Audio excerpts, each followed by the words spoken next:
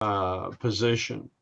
And I was very happy to hear when I got done with that job that Mike Nowobilski was taking over and running with it, because Mike has been super active just across the river in Illinois from us most of the time when he's not out in California enjoying the kids and grandkids. Um, very active in work in Malawi and raising money for polio eradication. Um, a very good steward and an expert on all things Rotary Foundation. And so I'm very happy that Mike agreed. It's 7 o'clock here, so it's 5 o'clock in California. So that's a little very kind of him to join us this morning. Mike, go right ahead. Okay, great. Well, I want to say good morning. My presentation this morning, I wanted to talk a little bit about Rotary service and engagement through the Rotary Foundation. When I joined Rotary in 2000, I guess it was 2003, my club was about 6 months old. And I had been in corporate America for 26 years, and I joined for the fellowship. I have a morning club too. As a matter of fact, it's meeting right now. And we have some fundraisers, and I didn't do much. I basically sat on the back bench, but I enjoyed a lot of coffee and a lot of good fellowship. And I was a Rotarian for about 2 years, and I went to the Smithsonian. My son was an intern that year. And lo and behold, that just so happened it was the 50th anniversary of the Salk vaccine. They had a special display. And I went in, and they had a iron lung. And I knew they had a polio plus presentation in my club just a few months before, but I didn't pay much attention to it.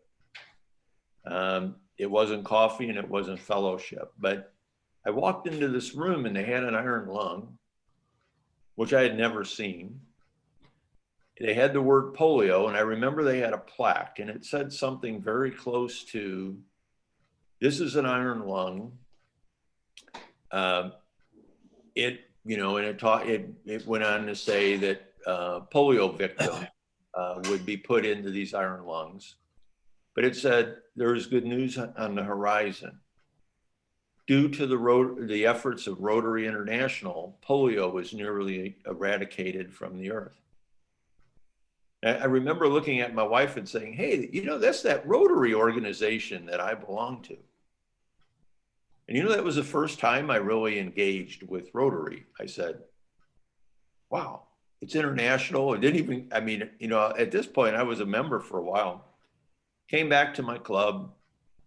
This was in the summer. And there was a vacancy for the Rotary Foundation chair. So I said, okay, I can do that. Literally about a month later, the president-elect got relocated and left. The vice president didn't want to step up. And I said, okay, I can be club president. And I think they probably tried to get everybody else in the club to take it on. And eventually they said, okay.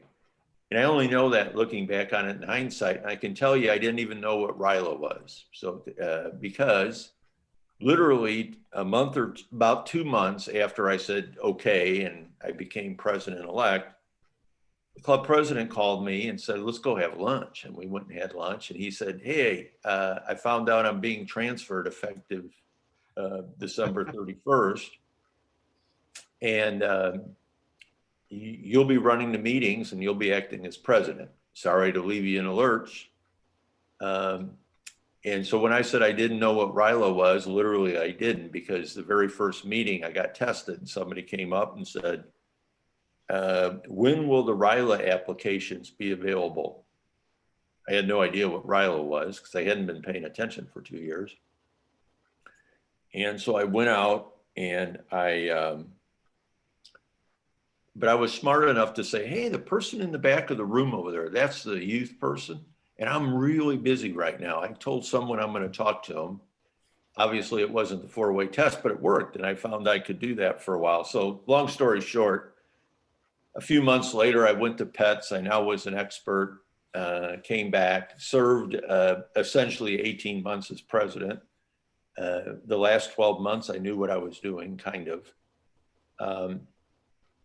And then got a couple of district assignments. And about a year after being president, district governor-elect called and said, I'd like you to be a co-polio chair with this guy that has been our polio plus chair for like 15 years. He was a doctor. Well, the story continued. And about 2 months into that, that was the first year of the Gates match. So we had to raise $48,000, and I figured, well, he's going to show me what to do. Like I say, 2 or 3 months into it, what do you think might have happened? I literally got a phone call, and he said, let's have lunch.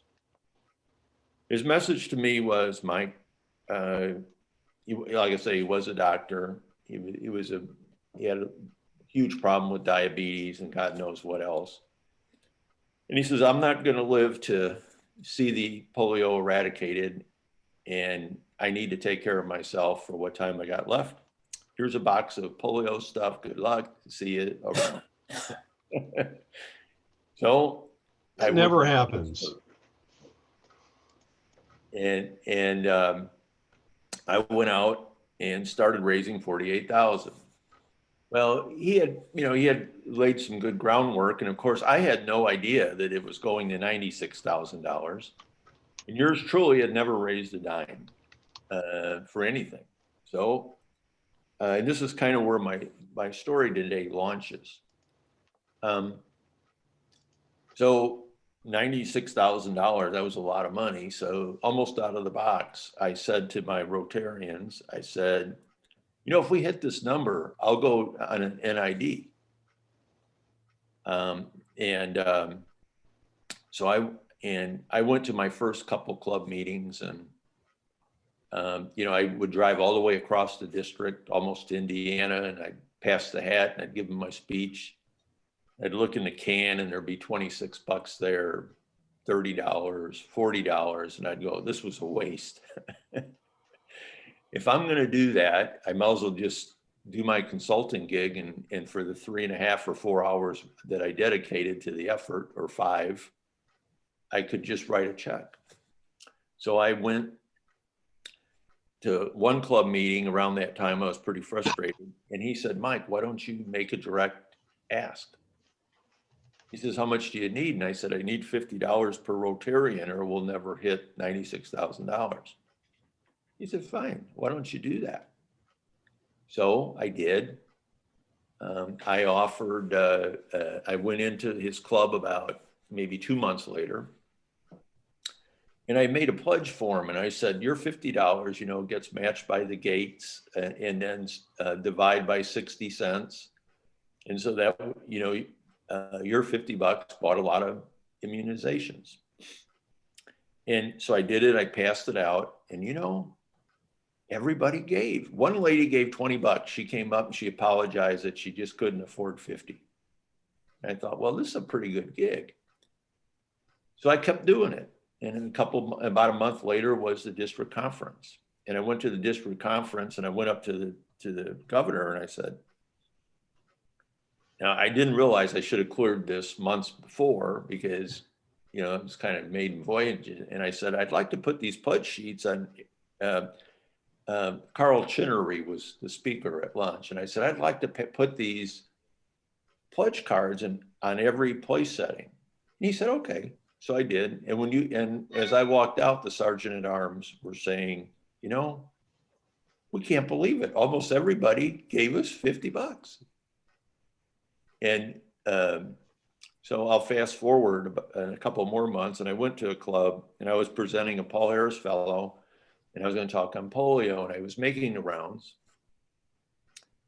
And as I made the rounds, would say the most influential person in the club, probably the equivalent of Tom this year as your sitting governor. And I went in, And she goes, oh God, if I'd have known you were going to speak on the Rotary Foundation, I'd have stayed home today.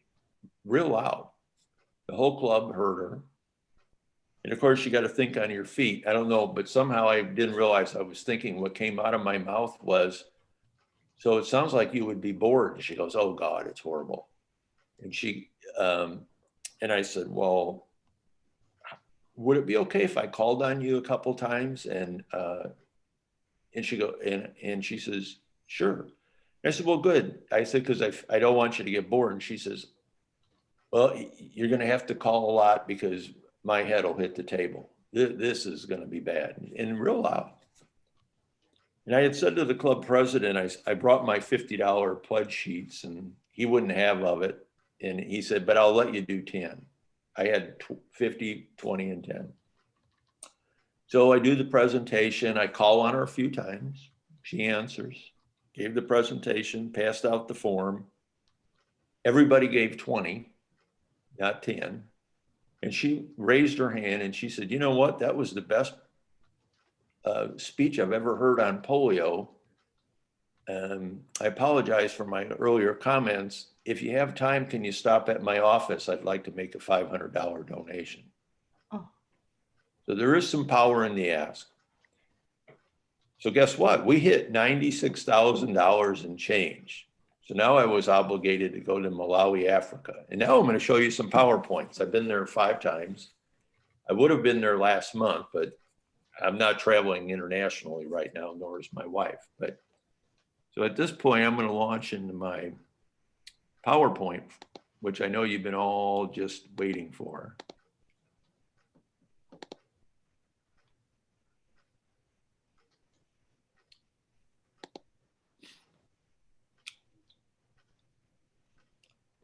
And as you can see, I titled this, Mike's Why the Rotary Foundation. And this is what I saw when I went to Africa, or Malawi, Africa, for the very first time. And keep in mind, I had been all over Southeast Asia and India and China and things professionally just a few years, well, at this point, I guess about 10 years before. I saw poverty.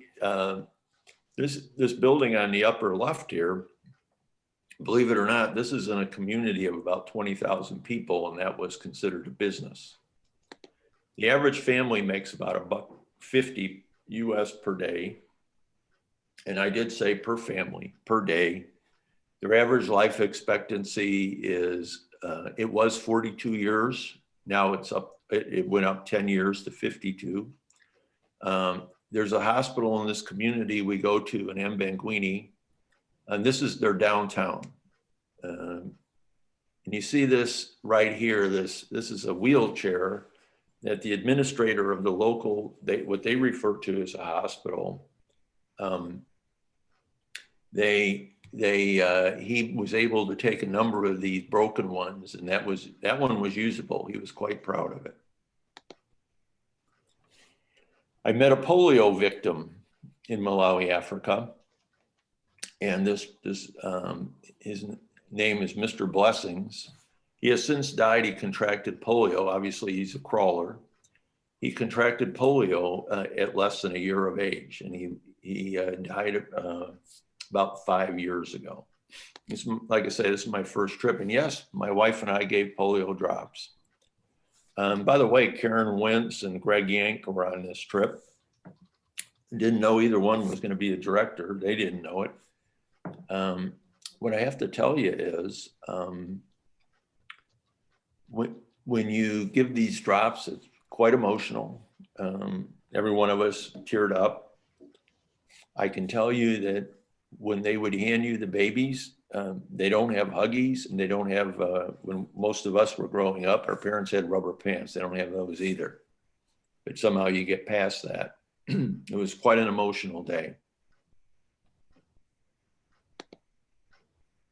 We saw lots of school kids. Some of the schools, they had to wear uniforms. They're supposed to wear them, but not all of them have money. They look, I don't know, I have a short video at the end, but you can see how beautiful these children are. But here's reality. Same classroom, same picture that I showed you, no desk. Some of the kids had paper and a pencil. There's one teacher, and guess how many books there are for each subject? One book, the teacher has it. You can see the kids on the right, how they're dressed.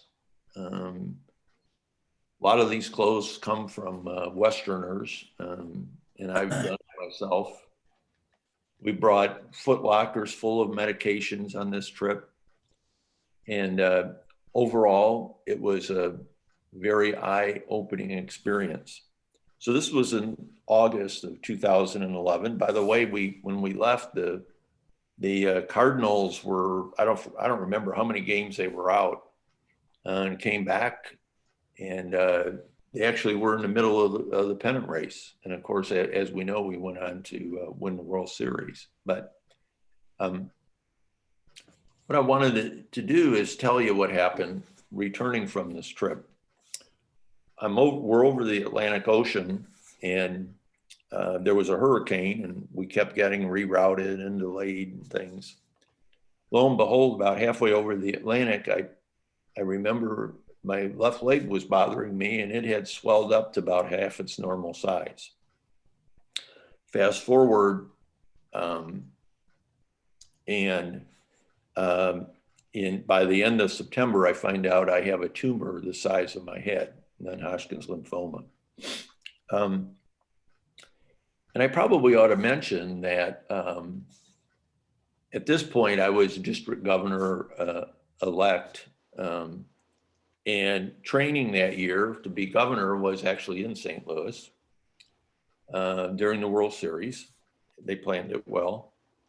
But, I get that diagnosis just before training in that year. And it was a tough to go through. I didn't know how things were going to end up. Oh, by the way, I meant to show you this before we left. This is the water I saw. Believe it or not, that is a water source on the left for about 3 or 4 villages. It's just like you see in the National Geographic movies or videos where the elephants can't find water. Well, this is sub-Saharan Africa. They can't either. So there'd be a cow in this water, and then they'd be dipping water out of it.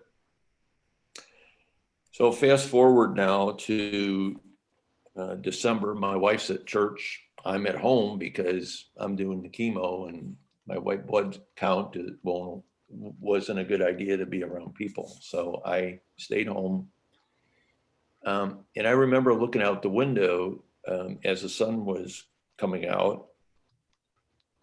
And it really struck me that all my physical belongings, if I didn't make it, it didn't mean much. So I frantically put in my search engine, what is the meaning of life? And this is the very first quote that came up. Now imagine I'm at a low point. I don't know if I'm going to make it. I'm supposedly going to be governor. I had just seen all these things in Africa that you've seen. And what comes up is this quote: what counts in life is not the mere fact that we have lived. It is what difference we have made to the lives of others that will determine the significance of the life we lead. And in that instance, I literally realized that I could achieve this by being a good Rotarian. I could go back to Africa. I could make a difference. I could continue to champion for polio. And then maybe that gave me meaning. Rotary service and Rotary Foundation service, it would give me meaning for my life. So my wife came home from church. I showed her this quote. She said, it's a nice quote. I was on fire. So I went back and we wrote a $89,000 global grant. By the way, I'm the only one in my district. It's the only grant that our district has ever written from scratch. Here we are on the left. When we returned, there was this water tower was up. They put a big, I forgot, 8,000 liter tank or something on top. And these kids have running water. You thought they won the lottery and they each went home with $1 million. But when they turned on that spigot, they had been carrying water uphill from a creek, probably a third of a mile uphill. You see these latrines here? This is part of the grant. It's a 2,200 student school, and they had 30 some latrines. What do you think the odds are that they all used a latrine? So these were built as part of the grant. There was 20 girls and 20 boys, and they wouldn't allow it to open until the Rotary Club, that was our host club, that's about 3 hours away. They have to drive over a mountain pass, and we were naive enough when we asked them to do it. We didn't realize that most of them didn't have vehicles in the club. They only have 21 members. So they have to borrow vehicles to come and shepherd and steward the project.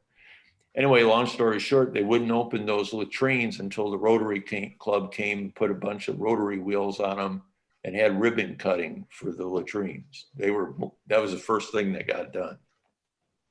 And this is all your money at work. We also put shallow water wells. That's my wife pumping one of the wells in 40 villages. There's about 100 people in each village, so about 4,000 people got water.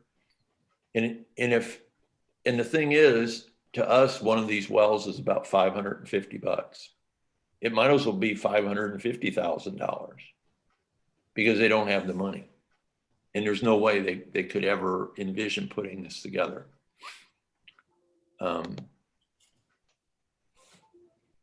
I'll talk a little bit just briefly about some bunk beds that we had built in Malawi. At one of the schools, there was about 80 grade school boys that were sleeping on the floor in these little rooms, no windows, one light bulb from the ceiling, and they were sleeping on the ground. And so we used a district grant. For about $4,500, we were able to build 28 of these bunk beds. Give you an idea how poor these people are. They thought they would get a 2-inch foam rubber mattress. We gave them 3-inch. Boy, were they excited. But anyway, you can imagine the hugs and the well wishes that we got for this. We still have a few bunk beds to build. I think we're down to the last 4 or 5. Here was a cool part about it. One of the few boarding deaf schools is in this community of about 30,000, where I showed you the those pictures of their downtown. So it's very poor. And you can see these ragtag, they're very proud. These are grade school deaf children from the boarding school. And you can see here these not uniforms, but coveralls are all tattered and ripped. But they made these beds in this shop. So if you think about it, they had a shop, but they didn't have wood because they can't afford the wood. The way the government funds them, they're not allowed to charge for grade school. So they have to go out and basically forage and beg for food to feed these kids. So what we did is we paid for the wood. They built the beds. And so that was good. So they learned a skill. And we paid them a profit, so they were able to buy food. And it worked. Your Rotary funds at work. We also pictured on the left, we used district grants and private donations. In Malawi secondary school, you have to pay tuition. a whopping $125 US per year, not per semester. So we funded, I don't know, probably 45 or 50 scholarships, some of which with the Rotary Foundation district grant. And you see this young gentleman here on the right. We got a story from the, I got a call from the Rotary Club, and they said that he was an orphan. His uncle was supporting him. He was just starting his 4th year in college, and he had straight A's except for a couple B's. I forgot what his major, and I think it was something to do with health. His name is Nelson Montea. So we said, okay, we'll find him the money. He sounds like a very worthwhile student. So I made one phone call, and by coincidence, the guy he was going to start his mandatory IRA distributions that year. So they paid half. It was $1,500 a semester. My wife and I paid the other half.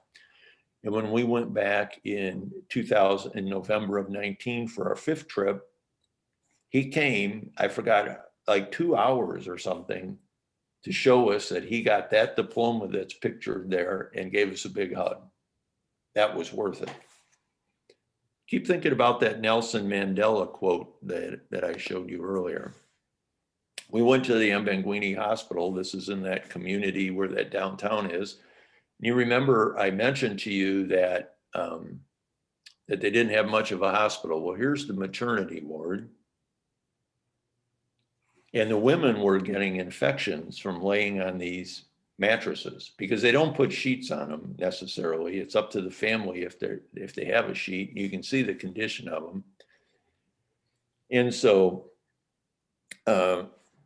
we had a group of 6 of us, I believe, and and we heard they were going to shut the hospital down, the Board of Health. So we said, okay, we'll cobble the money together. So we were able to raise over about a 4-day period. We had gone to see the Rotary Club. We raised most of it out of our own pocket, but be impressed here, 1.8 million kwacha. How much is a kwacha, Mike? Well, $1 will get you 760 of them. You gotta love it.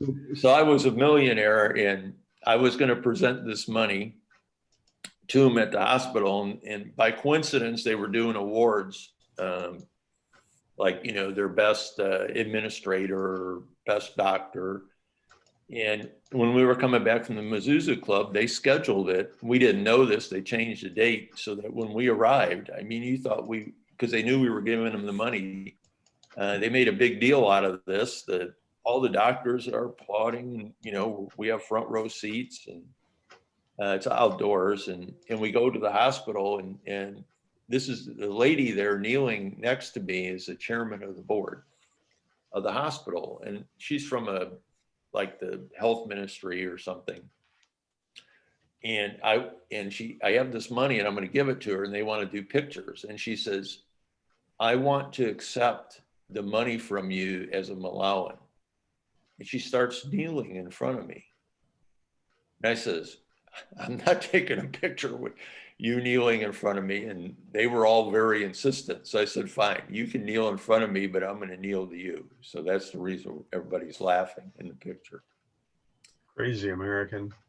So lo and behold, again, think of the Nelson Mandela quote. In Mezuzah, which is several million people where the Rotary Club is, they have taken as one of their pet projects, we call it the Ellie Orphans. They literally care for about 100 or 125 grade school children, and somehow they were able to find people that were where they were able to get some uniforms. But literally, these kids don't have an orphanage; they live in the street in an alley. And a few of the elderly women in the community go to the business district and they beg for food every day to feed the kids, so they have something to eat before they go to school. And so you can see here, we went out And with the Rotary Club's help, we bought $500 worth of food. This is only part of it. You see them carrying it in. And they have one room probably about the size of one of your bathrooms. And that's where they store the food. So these kids thought it was Christmas. And I'm waiting for wire instructions. We're going to wire some money to probably today, $500, to make sure these kids have a Christmas. And we'll go out and we'll raise money again around Easter, and we'll raise, whatever. But one guy in our group wants to raise money to build an orphanage. Well, first we have to figure out how to make it sustainable. I'm going to talk for a little bit about one of the things we did. On our very first trip, we went with a guy. He's been very active. He's too old now. He doesn't go. We've kind of stepped in for him, but the community, Mbanguini, as poor as it is, was one of the original settlements, mission statements that were founded by, you heard of Stanley and Livingston. And anyway, we were at this young lady comes up driving in this old beat up car that's, I don't know how old it was, a Toyota. And she says, "We're looking for Mike." Well, I thought the older gentleman's named Bob Holloway. And I said, "No, you must mean Bob." She says, "No, I'm looking for Mike." Well, this is a Catholic church in the bush. We went to mass there. Probably one of the more moving experiences that I've experienced in a while, other than grandchildren's births and things like that. But lo and behold, their tiny building was about ready to fall over. So they had plans drawn by the diocese, and they had a pile of bricks that they had already made and fired. You can see the bricks here.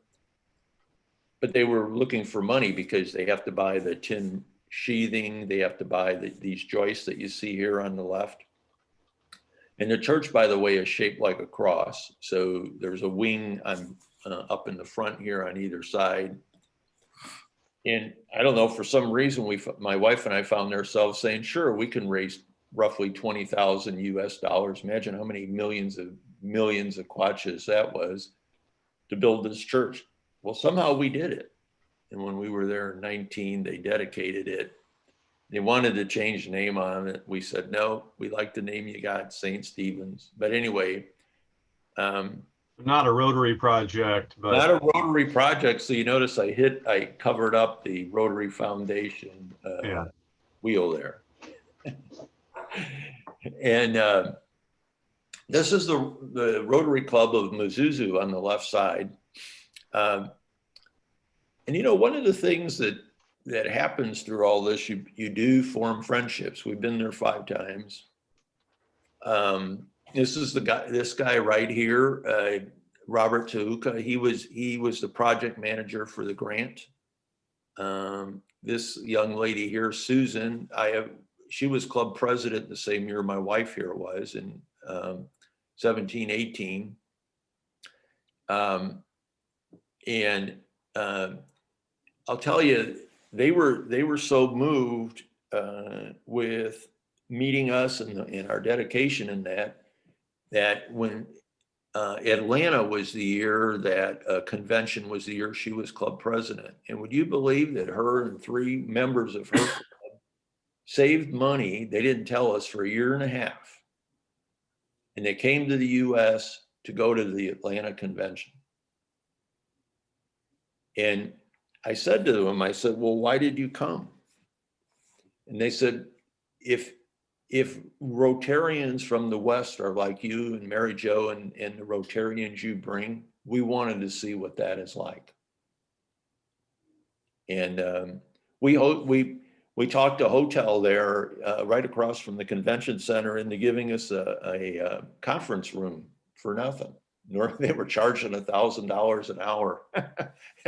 And they just gave it to us. We told them we really wanted to host these folks well. Here on the right is the immediate past district governor for District 9210. Spent some time with him over the years. We've gotten to know most of the governors. He lives in, their district is 4 countries. So he traveled about 6 hours. He came special. This was his official club visit. And he came just to do this one club visit, and also to charter a club. Actually, here on the right, he's chartering a club. This was their current club president, and this was they were actually, it was a satellite club. And you know, and you've all heard about Heart to Heart. I'm sure Todd's probably told you about it many times. You may have had Ronapun in. And I'm showing you this because I've been to Mexico, and on one of the Heart to Heart trips in 18. And both of my in-laws, one of them died of complications from kidney failure, and the other one died of cancer, but had been on dialysis for many years.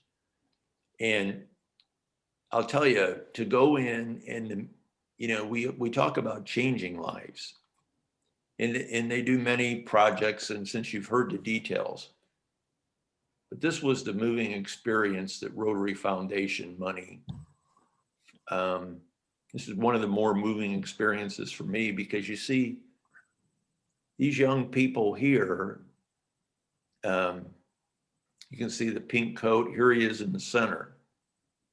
In this small auditorium, he had received a kidney transplant from his mother. And every other person in this picture received a kidney transplant that year. But the reality is, in Mexico, unless you're very wealthy, and they have a lot of kidney failures. I forgot the why, but it's genetic. That's your death warrant, because you won't get a kidney transplant. You probably won't have access to dialysis. And the Rotary Club, this is one of their pet projects. So think about it. This gentleman was alive because of Rotary Foundation contributions. And I went up and I hugged some of these people, and before you know it, I found myself in tears. So I'll be going back to Mexico. I probably would have went this year with the group, but obviously we're not traveling. Wanted to briefly touch on this story. You see this gentleman here on the right. He's the donor. Recipient was his son. He has a daughter whose kidneys are starting to show problems. And as he tearfully thanked us, I can still remember his words. He said that if his daughter, he knows he's a match for his daughter. If his daughter ever needs a kidney, he will give his kidney, even though that will be the end of his life. Oh my God. That was my reaction, Todd. I've thought about that many times, that comment. Again, your Rotary Foundation money at work. Had he given the other son his kidney? Yeah. Okay. Yep. And now, that year I was a president's rep, and I was in North Carolina at their district conference, and they had a group there called Alliance for Smiles. And it's an organization that started in the San Francisco Downtown Rotary Club. And this is something that I would like to do. Been a little busy, but we'll get around to it. I'd like to get some of our districts working with them. They organize everything. And they said they would send a trip to Malawi, and they bring in their own equipment, their own, doctors and all that. They'll write the grant pretty much. And this may not be saving a life, but look at the difference here. Now, the next picture, I'll warn you, is a little graphic for in the morning, but here's a before and after. Yeah, huge. Rotary Foundation money at work. So again, think about the Nelson Mandela quote. So why am I up at 5 o'clock in the morning? I wanted to share this story with you, and I want you to show you some of these pictures. And I'm just going to briefly show you just a couple more things, and then I think I've talked probably longer than anybody ever expected. The big picture, the Rotary Foundation's grant funding. You know, last year, 1,403 global grants were funded. The value was $98 million. And that's just the amount that came out of the World Fund. This is just global grants. This is your total funding for the Rotary Foundation, 281 million, and that adds in district grants, peace centers, and $151 million for Polio Plus. That's where your money is going. The stories I've showed, they're one of many. This is a video. We'll see if I can get it to play. But I can listen to this all day.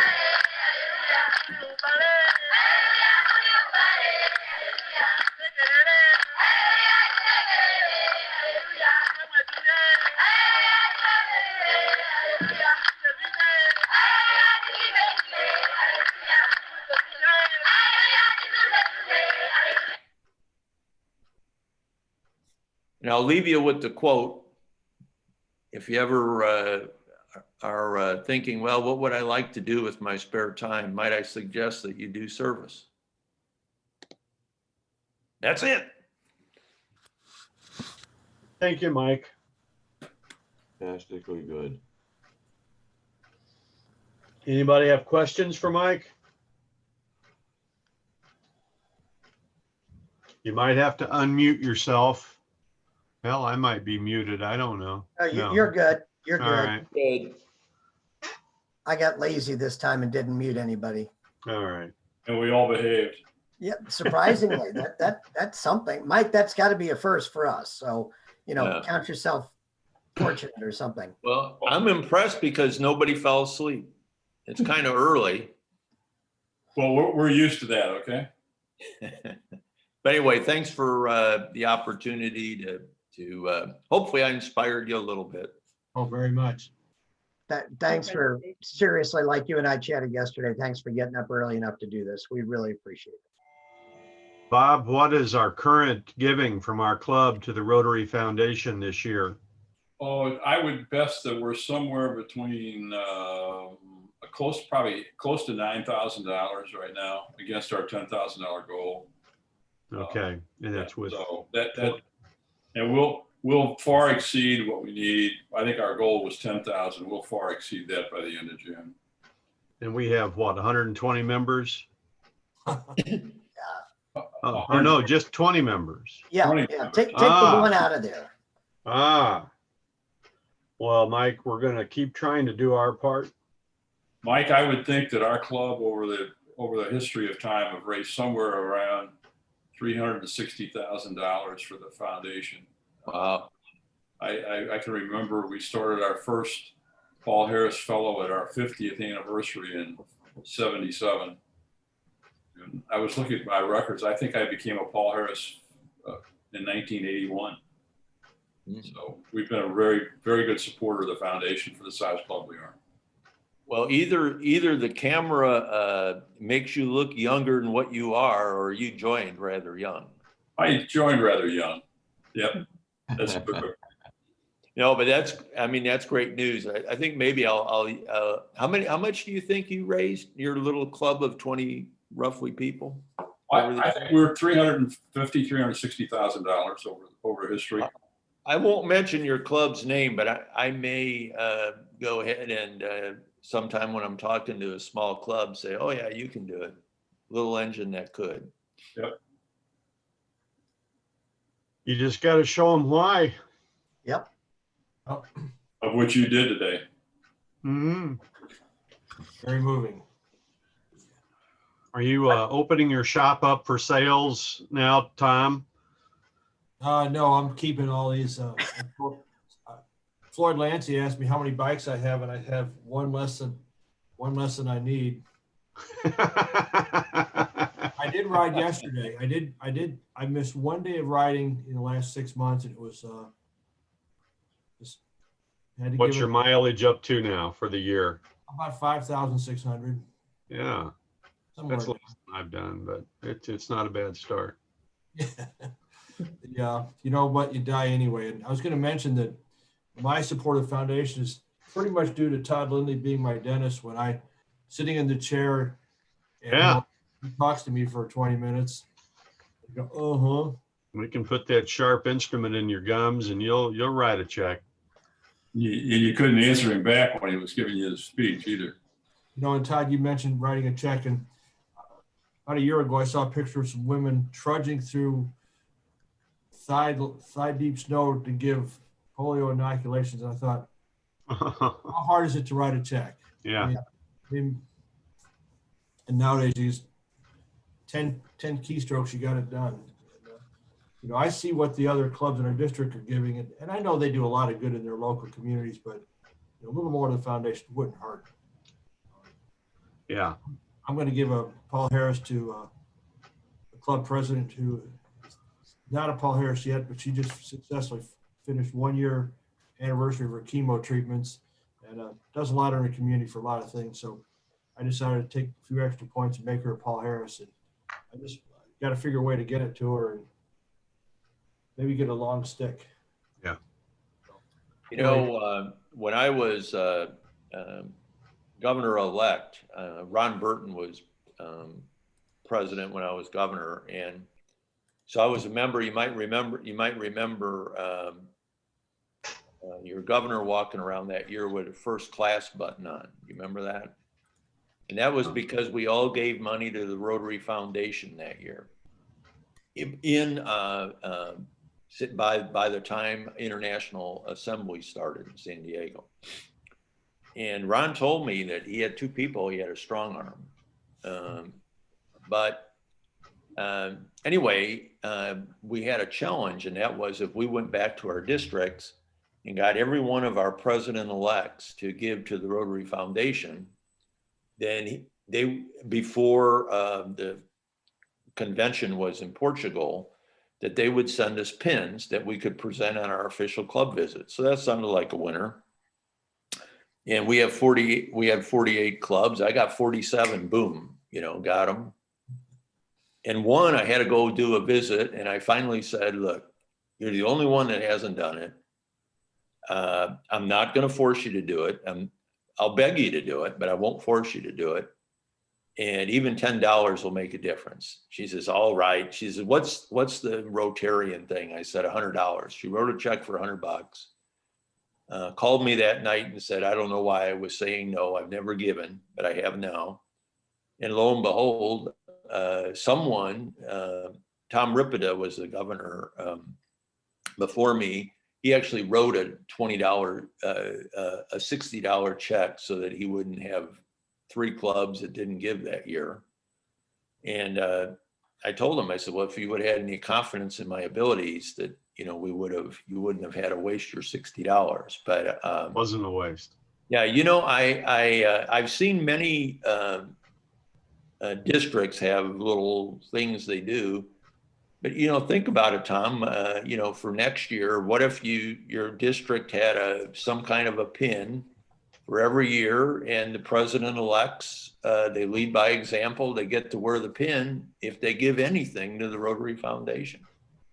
You roll it out at Pets, and I know in district, let's see, 5860, which is Indianapolis, when Bryce Adams was governor, that was the anniversary year for the Rotary Foundation. They started a 2650 club. And it's just like the Paul Harris Society, but now that one is $2,650 a year. And you know, they've still got like 7 or 8 people that have been doing that every year. Wow. So, I mean, there's a lot of creative ways to get people kind of into the mood to begin to support the Rotary Foundation. I just threw out a couple ideas because I thought they were both creative. Well, Mike, we appreciate your time this morning and taking it to visit with us. Now that you're up, you can get the rest of your Christmas shopping done and get everything wrapped. And I suppose the stores out there in California don't open till 10:30 or 11, if they open at all, right? Yeah, well, yeah, if they open at all, I can tell you that they won't even allow outdoor dining here. So Right. it's just like Illinois. I feel like I'm at home. The difference is it's so cold in Illinois that you don't mind. Yeah, we had a nice Weather's dusting of great. snow this morning. Yeah. Anyway, well, thanks again. I enjoyed it. Thank Hey, you, Mike. Hey, And before- Ian, before- I'm gonna give you a call. Okay? And Ian? before everybody else leaves, Okay. I took a quick straw poll between Todd and Bill because they were on at the time. And then I messaged Mitch, we're going to drop next week. It's hard to, I have got nothing for a holiday party that we can pull off on a virtual in the morning, and about half of them can't make the evening. So just sleep in. Okay. And we're going to drop next week. I'll make sure to put the announcement in and so on. And we've got a couple into January going. So we've got the 6th. Jack, I got your email. About the Gary's gonna work December on- 30. Uh, No meeting on December 30, we're December- not having a meeting either. Okay, So 2 weeks in a row off. all right. 6th, we've got covered. Jerry's going to take care of the 13th. Tom's got the 20th covered, and I will have the 27th covered. So Yeah. Oh, good. we're good for January. Dave, you want to mention to David about the 6th and ask him if he wants to take the 17th, February 17th? I will do that. Yes. Okay. Otherwise, I've got a couple other thoughts I was jotting down as the day went on. So, Okay. okay. Merry Christmas. Y'all take care. Have a great Christmas time. Merry Christmas, everyone. Thanks, Mike. Merry Christmas, everybody.